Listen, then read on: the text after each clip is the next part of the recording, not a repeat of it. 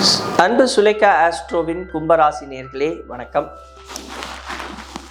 கும்பராசிக்காரர்களை பொறுத்த வரைக்கும் இந்த ஆகஸ்ட் மாதம் எவ்வாறு இருக்க போகிறதுங்கிறத பத்தி நாம இப்ப பார்க்க போறோம். சதயம் 3ஆம் பாதத்துல பிறந்தவங்க ரொம்ப விசேஷமானவங்க. பாக்கி எல்லாரும் அந்த சதயம் 3ஆம் பாதம் லக்னம் புள்ளி இல்லாமல் பாக்கி லக்ன புள்ளி விழுந்து கும்ப லக்னக்காரர்கள் அல்லாதவர்களும் கும்பராசிக்காரர்கள். ஏன்னா இதுல ஒரு நிறைய கணக்குகள் இருக்கு. இந்த கும்பத்தை பொறுத்த வரைக்கும் கும்பத்தை பார்த்தா விஷயமே புரியாது யாருக்கும். இந்த கும்ப லக்னக்காரர்களுக்கு மிக எளிதில் யாரும் பலன் சொல்லவே இயலாது. ரொம்ப நுட்பமானவர்கள். அந்த ஒரு தலைமுறை ஜோதிடத்தின் மூலமாக வருபவர்கள் அல்லது குரு வழியில் கற்றுக்கொண்டு வருபவர்களுக்கு சில விசேஷ நுண்ணறிவுகள் இருக்கிறது. அவர்கள் சொல்கின்ற வாக்குகள் சுத்தமாகவும் தூய்மையாகவும் இருக்கும்.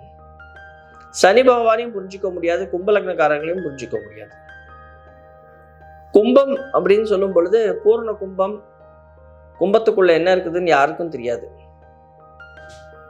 அடுத்தவர்களுக்கு உதவி செய்யக்கூடியவர்கள். அதே நேரத்தில் இந்த வரக்கூடிய 3 நட்சத்திரத்துல விசேஷமான நட்சத்திரம் சதபிஷாக நட்சத்திரம்னு சொல்ற ஒரு நட்சத்திரமும், மற்ற குருவினுடைய நட்சத்திரமும், செவ்வாய் பகவானுடைய நட்சத்திரமும் இந்திர ராசியில இருக்கு.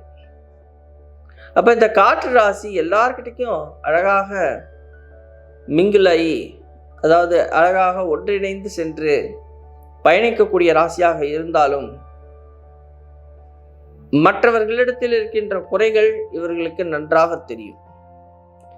ஆனா உங்களுக்கு பாத்தீங்கன்னா உங்களுக்கு இருக்கிற இந்த சேவை குணம், சேவை மனப்பான்மை இதெல்லாம் கொஞ்சம் பெரியது.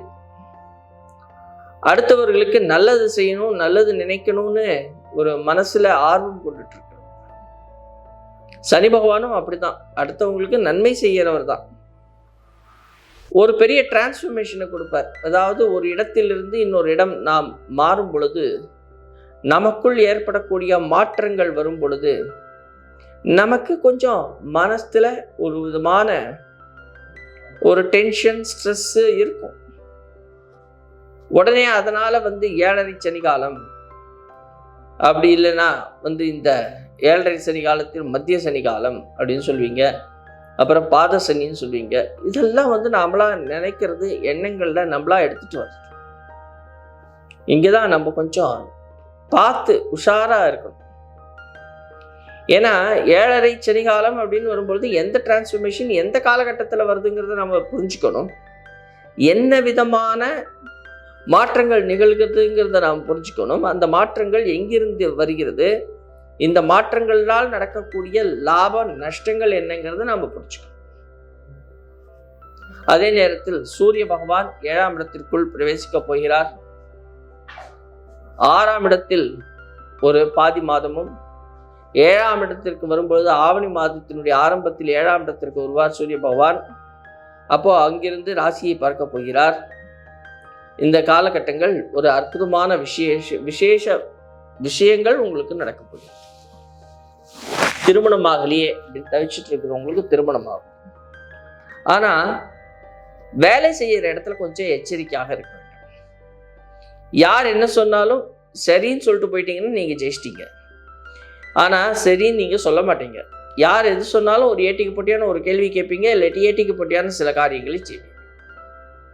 எல்லா இடத்தையும் நாம தட்டி கேட்க முடியாதுன்னாலும் நீங்கள் தட்டி கேட்பீர்கள். ஒவ்வொருத்தங்க சொல்ற விஷயங்களை நீங்கள் எடுத்துக்காம உடனே நீங்க எதிர்வாக்குவாதம் செய்யும் பொழுது உங்களை பாத்தீங்கன்னா சண்டை போடுறவங்களா நினைப்பாங்க. ஆனா நீங்கள் இந்த காலகட்டங்களில் நீங்கள் செய்யறவங்க பாத்தீங்கன்னா உங்களுக்கே அறியாமல் தெரியாமல் சில காரியங்களை செய்வீர்கள். இந்த இடத்துல தான் நம்ம கொஞ்சம் எச்சரிக்கையாக இருக்க வேண்டும். புதிய சொத்துக்கள் வாங்குவதற்கான எண்ணங்கள் ஈடேறும். அசையா சொத்துக்கள் வாங்குவீங்க. தொழில் ரீதியான முன்னேற்றங்கள் இருக்கிறது. தொழிலில் ஒரு அபிவிருத்தி கிடைக்கும். தொழில் சார்ந்த முன்னேற்றங்கள் உங்களுக்கு பக்கபலமாக இருக்கும். இருந்தாலும் மனசில் ஏதோ ஒரு விதமான சஞ்சலங்கள் இருக்கும், ஒரு சபலங்கள் இருக்கும், மனதை ஒருநிலைப்படுத்த முடியாதபடி கொஞ்சம் திணறுவதற்கான வாய்ப்பு இருக்கிறது. புதிய காதல் மலரும்.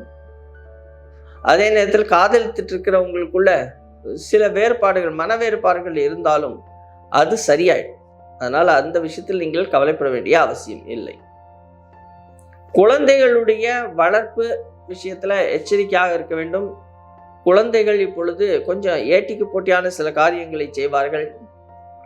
அந்த விஷயத்தில் நீங்கள் கொஞ்சம் எச்சரிக்கையாக இருக்க வேண்டும். குழந்தைகள் பார்த்தீங்கன்னா உங்களை ஆக்கிரமிக்கிற மாதிரி சில காரியங்களை செய்வார்கள். உங்களுடைய தனஸ்தானம் அப்படின்னு சொல்லி வரும் பொழுது மிக முக்கியமாக பணத்தை இன்வெஸ்ட் பண்ணும் பொழுதோ அல்லது யாருக்காவது பணத்தை கொடுக்கும் பொழுதோ எச்சரிக்கையாக கொடுங்கள். மீண்டும் வருவதற்கான வாய்ப்புகள் அப்படின்னு நம்ம சொல்லும் பொழுது ஒரு 30% இருக்குது, 70% வராது. உங்களை ஏமாத்துறதுக்காகவே சில இன்வெஸ்ட்மெண்ட் எல்லாம் பண்ண சொல்லுவாங்க. அதில் கொஞ்சம் எச்சரிக்கையாக இருங்கள். எந்த ஒரு சேமிப்பாக இருந்தாலும் நீண்ட நாளைய சேமிப்பாக அதை வையுங்கள். குறுகிய கால சேமிப்பு வேண்டாம். குறுகிய கால சேமிப்பு உங்களுக்கு பலன் கொடுக்காது. உடல் உபாதைகள் வராமல் இருப்பதற்கும் நீங்கள் செய்ய வேண்டிய முக்கியமான விஷயம், அவ்வப்பொழுது கரெக்டாக சாப்பிடணும். நல்ல உணவை உட்கொள்வது உங்களுக்கு ஆரோக்கியத்திற்கு நன்மையை பயக்கும். திருமணத்திற்கு முன்பு ஏற்படக்கூடிய சில மாற்றங்கள் உங்களிடத்தில் காணப்படும். அவ்வாறு வரும் பொழுது மிக மிக ஆலோசித்து நீங்கள் சில முடிவுகளை எடுக்க வேண்டும். இது உங்களுக்கு பின்னாளில் பிரச்சனைகள் இல்லாமல் நீங்கள் பார்த்துக்கொள்வது உங்களுக்கு சால சிறந்தது.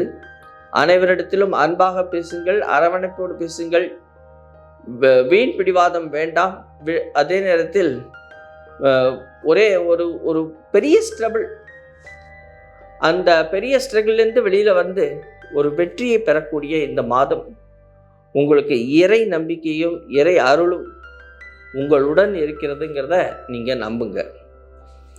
அதே நேரத்தில் ஆலய வழிபாட்டில் கொஞ்சம் ஆர்வம் காட்டுங்கள். வாழ்வில் பெரிய திருப்பங்கள் வருவதற்கான காலகட்டம். மீண்டும் அடுத்த காணொளியில் உங்களை காணும் வரை உங்களிடமிருந்து விடைபெறுவது உங்கள் ஜெயம்ஸ்நாதன். நன்றி, வணக்கம்.